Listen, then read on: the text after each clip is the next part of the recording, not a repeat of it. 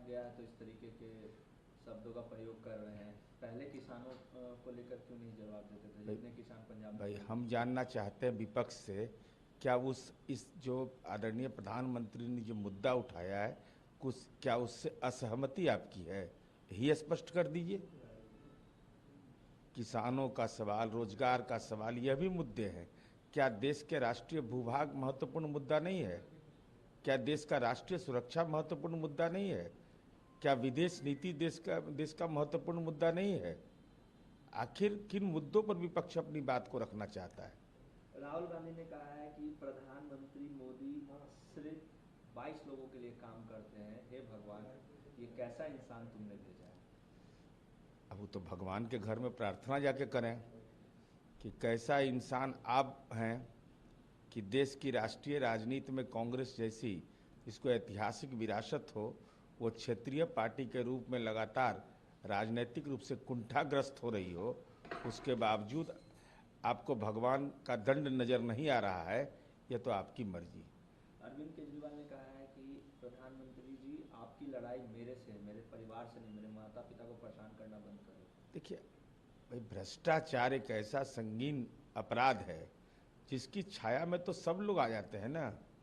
ऐसा थोड़े ही है कि भ्रष्टाचार माननीय अरविंद केजरीवाल जी ने किया तो जो भी उसका अन्न खाएगा वो तो परेशानी में पड़ेगा।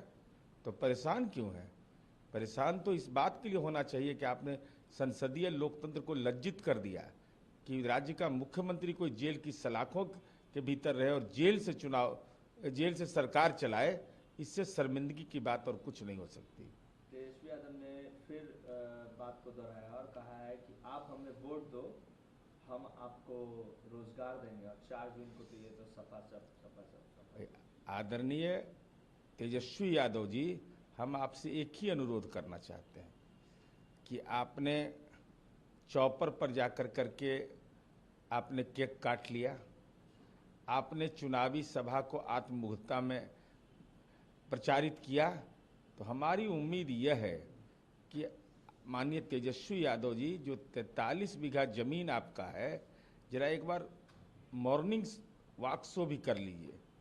उससे क्या होगा कि लोगों को जानकारी हो जाएगी कि पटना का सबसे बड़ा जमींदार कोई है तो वह तेजस्वी यादव और उनका परिवार है। तो वो जरा बेहतर होता। आप मुद्दे की बात कर रहे हैं तो हम आपको मुद्दा सलाह दे रहे हैं कि 3-4-5 दिन लगेगा।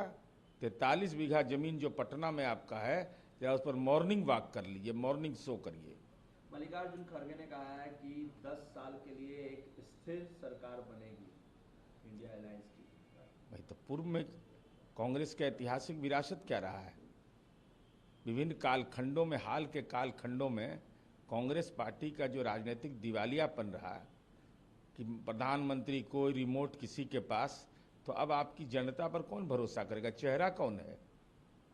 राजनीति की बारात तो सज गई, लेकिन चेहरा कौन है ये किसी को पता नहीं।